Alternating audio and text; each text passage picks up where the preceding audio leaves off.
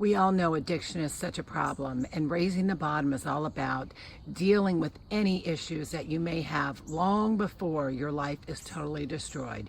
You don't have to ruin your health, destroy your family, destroy your relationships. This is a book of hope that you too. I quit drinking 30 years ago when in my late 20s. No one thought at all that I was an alcoholic. In fact, they told me, "No, you're not." But I knew that alcohol was doing nothing good for my life, and my life has changed. And now I'm hearing from people all over the world how Raising the Bottom has helped them too. Join us. It's a great journey.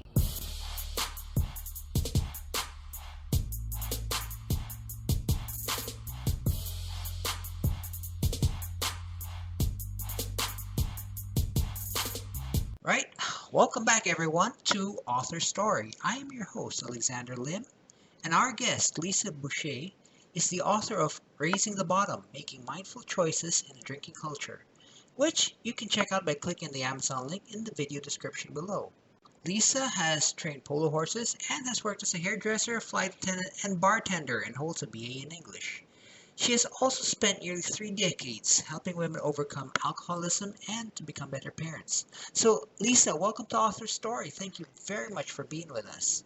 Thank you for having me, Alex. You're Happy to welcome. be here. You're welcome. Okay. So, first off, a little bit about yourself. And I suppose this already goes into the subject matter of the book, but growing up, can you tell us a little bit of what that was like? Yes. So growing up, I had an alcoholic mom, Mhm. and her addiction started innocently enough with a prescription benzo, such as Valium, from the doctor. Mhm. And it segued into she was a social drinker, I guess. I remember my parents having card club and things like that, but it ended up into full-blown alcoholism. And so growing up, it was a montage of complete chaos, insanity.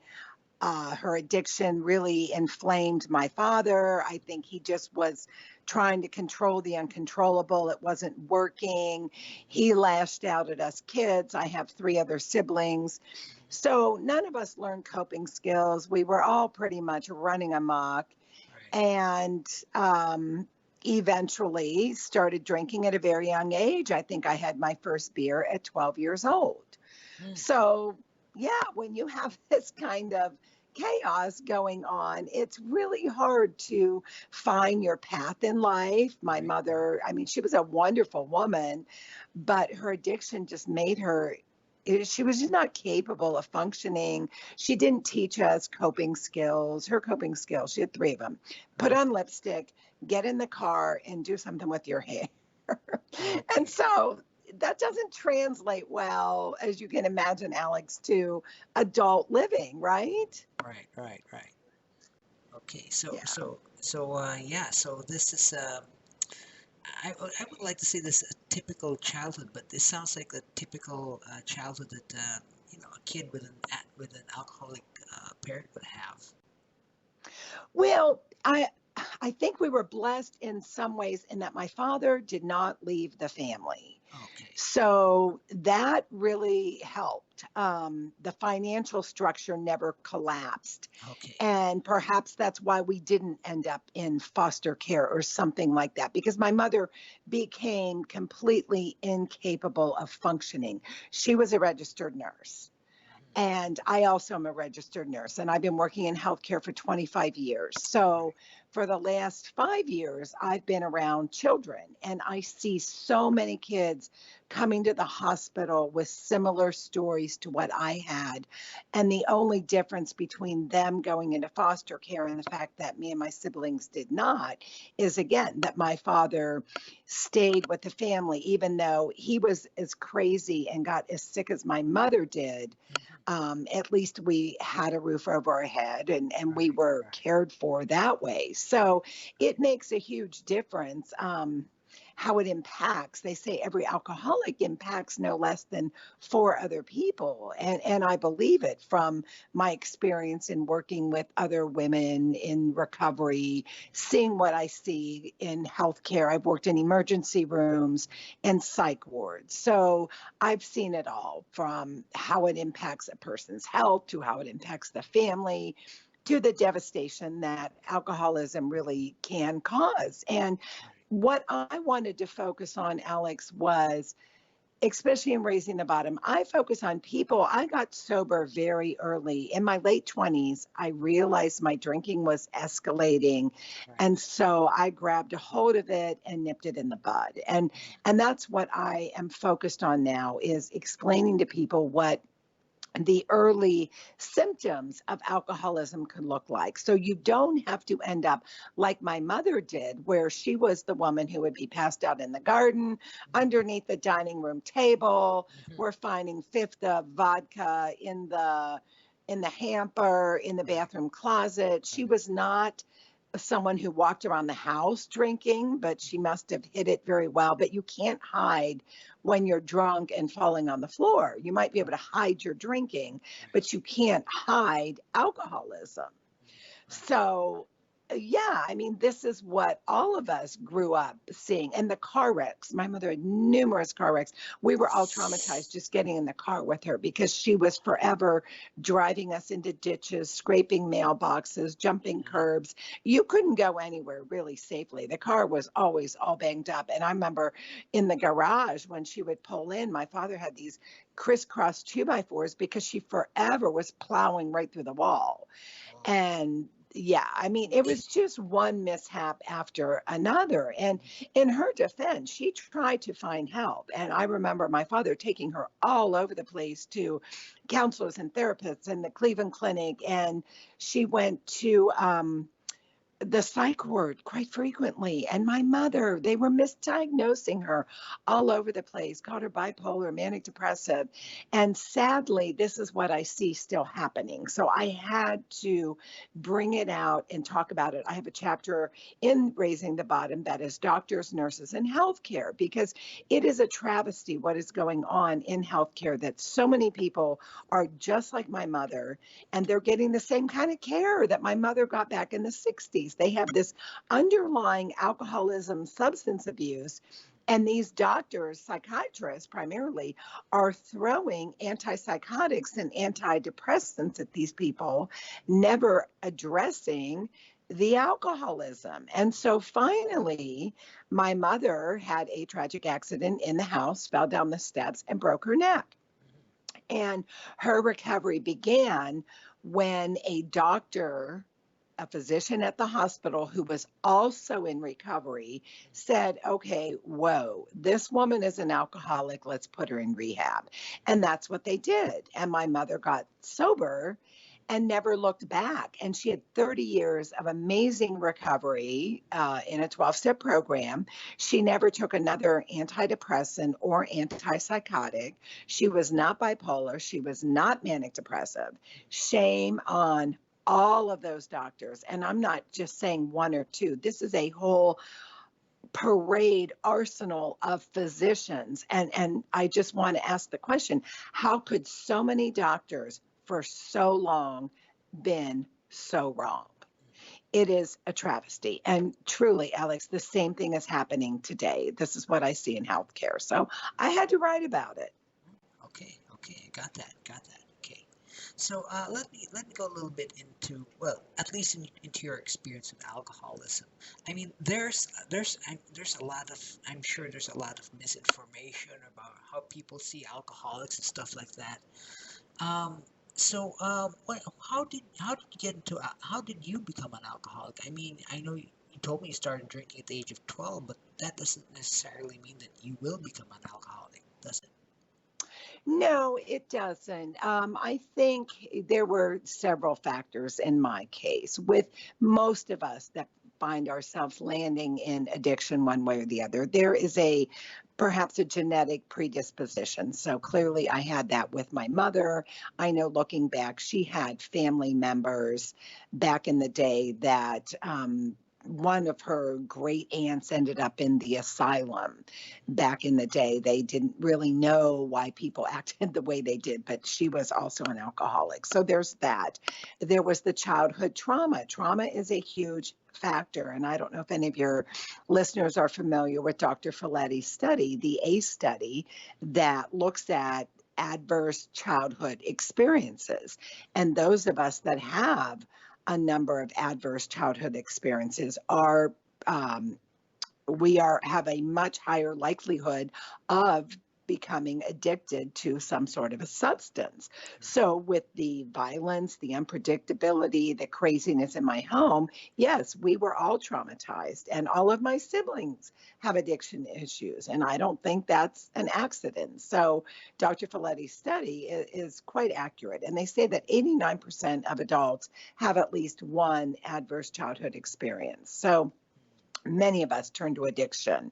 So there's that piece. There's also the availability. They say the younger you start drinking, the more likely you will to. I know my one sister, my mom used to talk about, and my dad, about how she loved beer. So when she was just a small toddler, they gave her sips of beer. Parents need to stop doing that, because the studies now show that if you give your child sips of any alcohol, they are 4 times more likely to end up being alcoholic. So, nobody can really definitively say, and just with all of that said, I also know many people who were raised in great families, had wonderful parents, and for whatever reason, they turned to alcohol and or drugs. So it is still somewhat of a mystery why some of us have that. It's a disease that resides in the brain. So we can't, and it's dopamine related. Our brains are screaming for more dopamine. Once we get that, like, okay, I took a drink as a child. It's the effect that attracts alcoholics. We like the way we feel when we ingest a substance that changes the way we feel. So I know as a child, one of my predominant emotions that I remember feeling was fear. Not love, not happiness, it was fear. So when I took a drink at 12, and all of a sudden now I feel different, I'm not scared. Maybe some of those negative emotions go away. That's what attracts someone into addiction. That's what draws them in. So now our brains got that little bit of dopamine hit. We like it, and now we're going to seek it out. And pretty soon you need more and more of the substance to get that same feeling. And this is really the brain science behind addiction. That's kind of where it starts. It's in the brain. Right. Okay. All right. So as you mentioned, I'm sure some of our listeners uh, do know some alcoholics, but not all of them do. So for those of us who don't know alcoholics, or who aren't alcoholics ourselves, what is it like? What's the experience like being an alcoholic? Well, I mean, that is such a difficult question to nail down, because it's so different for so many people. So let me just start with myself. For me, being an alcoholic, it was not that bad, because I quit decades before most people quit. Right. So my alcoholism in my 20s, I'm having fun. Granted, I had a lot of fun. And it didn't seem like a problem to me, although here's how it did manifest. I was in college for a decade, in and out, not finishing my degree. Right. I had, as time went on, and you see other people, like my friends graduating college, moving on with their lives, I'm still kind of stuck. I had one bad marriage at 19, red flags flying. I knew this man was a disaster. He was a raging alcoholic. So poor choices, ignoring reality. The reality was he was a loser. I knew he was a loser, but I didn't want to move back home. So I needed a roommate. So I get married. These are the choices that happen when you're in alcoholism. So, and then job issues. I was fired from a marketing job. I was fired from a waitress job, just bad attitude, mouthing off. I never really knew if I was going to be a lot of fun or if I was going to be in your face. So that's kind of how it was manifesting for me. And, I think people still have this really negative connotation of an alcoholic is that bag man or woman under the bridge. And Right. no, I mean, here's the reality. 80% of alcoholics are employed, so they have jobs, they have families, and they're functional. And those are the people that I wanted to focus on in my book. I mean, I have stories from surgeons and doctors and mothers. And, one of the doctors, she was an ER doctor, passed out breastfeeding her fourth child. She was still going to work every day. Nobody would have dreamt in a million years that this woman was an alcoholic because she's functioning. Then I have the surgeon who's performing surgery every day, goes home, opens wine every night, continues to drink. Her kids are really distraught. And there's a letter from Lucy in the book of how she felt about her mom's drinking. This is a woman that thought she was doing fine until she realized she had a very high bottom as well, that okay, my life is a very narrow hallway. I go to work, and while at work, I think about drinking and I get wine on the way home and I drink the rest of the night. So this is how many millions and millions of people out there are living their lives, and they're convinced they're just social drinkers. When in reality, that looks more like alcoholism. When your life is go to work, come home, start drinking, just because you can function and just because you're drinking perhaps with other people who also drink heavily does not mean that you don't have an alcohol, perhaps abuse problem, alcohol misuse. It doesn't mean that you have to be a full blown alcoholic, but if you're already traveling down that path, you're going to land there because alcoholism is a progressive and fatal disease. So I encourage people, if you're, let's say you're a weekend binge drinker, but you completely are blot out every weekend, if you're having blackouts, this is not normal. That you can't call yourself a social drinker if you're blacking out. And I think there's a lot of people who do have blackouts and they laugh it off and say, oh, I just didn't remember, or they drunk dial, or they drunk text, and they laugh it off the next day. Well, that's indicative of you're already in the red danger zone with alcohol. That's not normal. A normal social drinker never blacks out. They have an off button, and people we've normalized alcoholism, Alex. We really have in our culture. Okay. So earlier on, you mentioned something like early indicators of alcoholism. Can you tell us what these indicators are? Yes, multiple marriages, problems in all of your relationships if you're not married. But if you have like a serial person that you just tend to gravitate always to these really dysfunctional people, alcohol can be a factor. Alcohol often is a factor in why relationships don't work out. Inability to launch. The people, we joke about the millennials in mom's basement and that. What the parents should be doing is looking at, is there an underlying issue of substance abuse? Because most people, most young adults do want to get out on their own. So those that are stuck in mom's basement, unless it's for a really good reason and they're working and going to school, something like that, where they're productive, look at substance abuse. If you have feelings, this is why people drink. It's a feeling issue. People that never feel good enough, they have a lot of self-loathing. They drink to feel okay in a crowd. All of their activities, all of their things or revolve around alcohol. If you have no outside hobbies or don't do anything that doesn't involve alcohol, these are warning signs that alcohol plays far too important role in your life, and you're narrowing yourself down to a smaller and smaller hallway that is going to end up getting darker and darker. This is highly symptomatic. If you're someone who complains of depression and anxiety, yet you're a heavy drinker, and you'd rather go to the doctor and get antidepressants and anti-anxiety meds instead of stop drinking.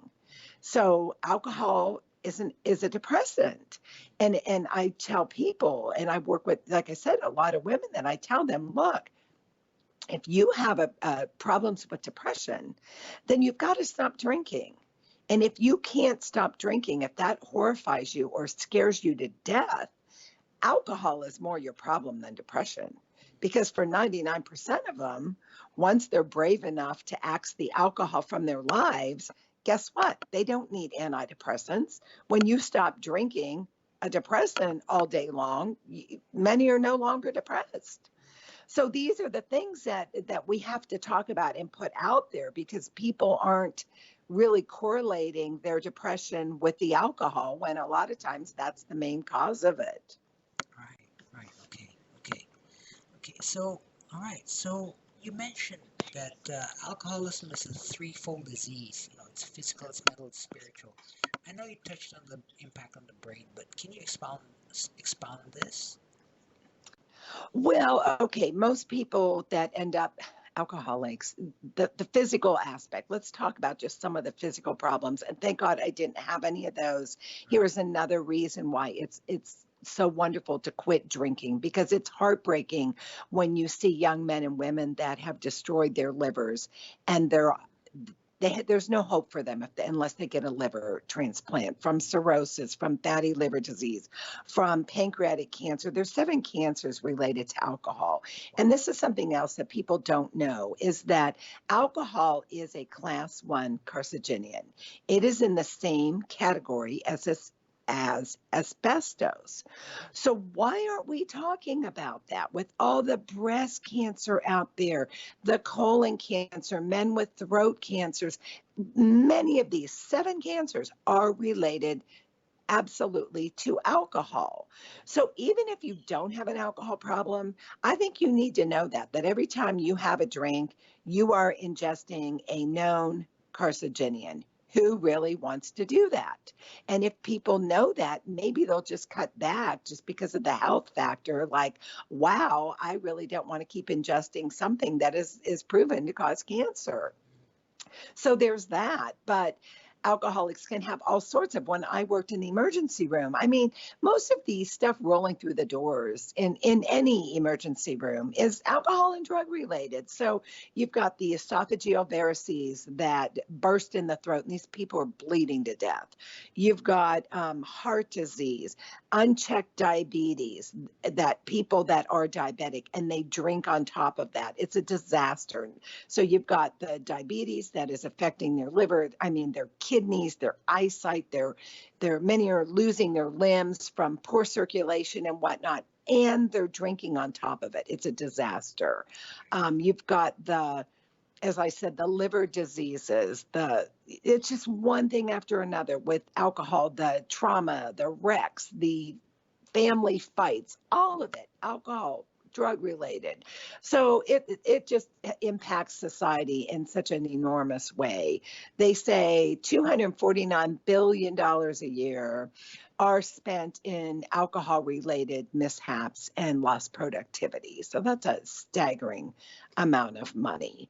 And then spiritually. So alcohol affects a person's spiritual, and you can't recover unless you address all 4 aspects, which is psycho, the mental, the physical, the spiritual, and the social.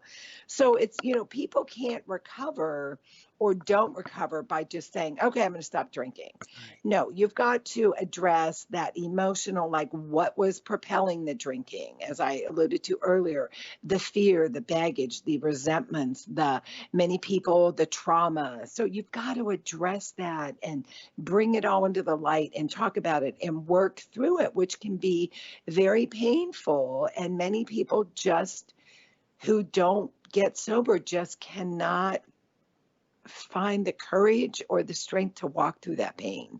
And that's what it takes. And you have to be willing to do that and feel some discomfort for a while until you do get through it. So it's a complicated disease, but recovery is possible. There's so many it's really an explosion of recovery information out there now with the podcasts and things like you're doing, Author Talk, that books such as what I've written, there's many of them that are coming out and people are talking about Facebook pages, on Twitter, on Instagram. So that is a really great thing that we're bringing it into the light more, that you don't have to end up on the 6 o'clock news before you realize that alcohol can be a problem in your life. And my whole message is, why wait till you have cancer, till your kids are so angry and not speaking to you? The devastation of people that have grown children that won't speak to them because of their addiction and their using. It's like, it doesn't have to come to that point if people will just be honest with themselves. And if you see yourself progressing and drinking more and more, get help. It doesn't have to get that bad. Right. Okay. All right. So you mentioned a little bit earlier about, the state of the medical profession when it comes to dealing with alcoholism. But I'd like to expand a little bit further, enlarge the field a little better. In terms of culture, in your opinion, is there anything in culture that encourages alcoholism? Oh my gosh, yes, that's an unequivocal yes. Our culture, as I alluded to, it has normalized alcoholism. Everything is around alcohol. Let's just look at sip and paint, yoga and beer. I saw that yoga and wine at our art institute. They were doing yoga and wine. It's absurd. It's absurd. You're trying to do balance poses and what? And then you're going to drink wine. It makes no sense whatsoever. This is a 2,000-year practice yoga that they're going to muck up with alcohol. You've got now they're catering with these seltzers, trying to get people to drink more because they're low carb, and people are falling for it. Turn on HGTV. It's absurd. You can't watch any television program without alcohol being front and center. And I have a particular beef with HGTV because people are making these huge financial decisions to buy a house or whatever. And all they do is show them, well, let's go to the bar and have some wine and have our margaritas. It's pathetic. Everything is around the alcohol, and even with the children. So you've got all over the media, social media and the news, where parents behave so badly at sporting events. How many of those are alcohol fueled? I'm going to guess all of them, because normal adults don't start attacking the referees and the coaches if they're sober. People just don't act that way. So alcohol is just front and center everywhere. And then we tell kids, oh, don't drink, when from the time they're toddlers, they see their parents drinking. Excuse me. So you can't go to a 3 or 4 year old's birthday party anymore without the parents making it all about the wine and the beer. Right. I mean, you don't see cupcakes and balloons. It's all about the parents. So there's a selfishness and immaturity in our parenting and in adults that are highly offended if you say anything about their alcohol. And that right there is indicative of, you may already have a problem, because normal social drinkers can take it or leave it. And so I tell people, great, if you think you are such a social drinker, then it should be no problem for you not to drink 24/7 in front of your children, in front of other people's children's, at birthday parties for a 1-year-old, etc. Right? If you're a social drinker, save your drinking for when the kids are in bed, or you're out to dinner with your adult friends and you have a responsible babysitter at home. Right. So I think people lie to themselves on a regular basis, and our culture supports people lying to themselves that, oh, we're social drinkers, when we are not remembering what happened the night before. We're getting drunk in front of our children. Women are going on play dates with their children. And I just want to say, in what world is that okay to drink at a park and then load up your precious cargo, your babies and your toddlers, and drive them home? How have we lowered the bar so much that there are adults out there who actually rationalize that sort of behavior? It's outrageous. And I get accused of being no fun, and I need to just zip it and whatnot. That's fine. Attack me all you want, but it's just wrong to drink and drive with babies in the car. There's just no justification for that kind of thing. And if a person has to do that and they're drinking at that level, they are absolutely in the danger zone. This is alcoholism normalized, and I'm very scared for these women, and I want to encourage them. and tell them that's not normal. And please get help early, because the devastation that's going to come when you see a little kid's face fall when their mom opens up that cork again. I've seen it. I was that kid.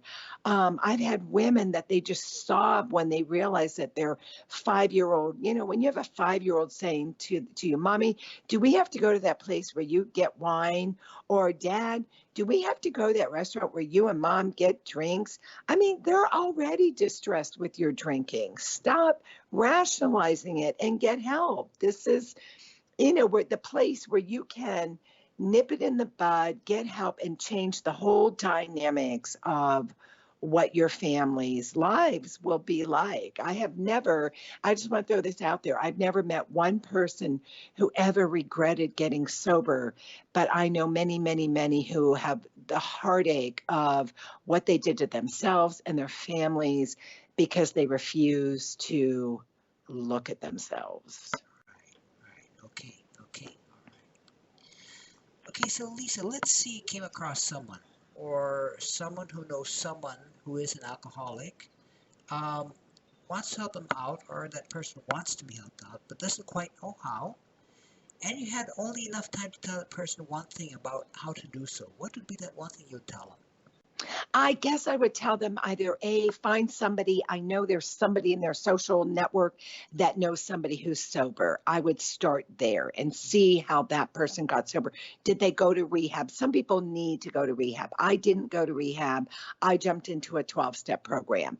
I would suggest that. I would suggest, if you don't know anyone, get online and look at there is a plethora of choices and resources out there. Start researching them, find out. And number three, the person has to be willing. So if you are willing to get help, the help is there. Again, I'm a proponent of the 12 steps. I think they're amazing. They are free. You do not have to spend thousands and thousands of dollars, and they work. Some people don't like them, and I think the reason some people don't like them is they have misconceptions that it's a religious program.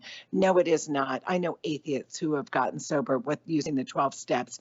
And number two, it's a pride issue. You've got to squash your pride and get real about, okay, I have a problem and I need some help. And if you can do that, the help is out there.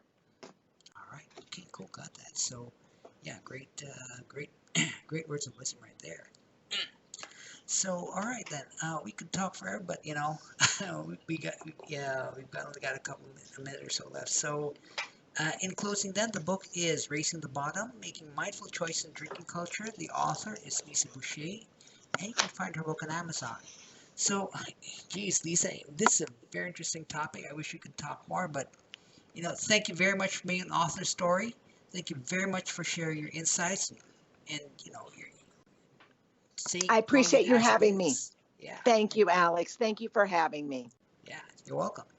So everyone, check out Raising the Bottom, Making Mindful Choices in the Drinking Culture, and also feel free to go to our channel as well to check out all the great authors and books that are on and who will be on our channel. So catch you all next time on Author Story with another fantastic author and their book.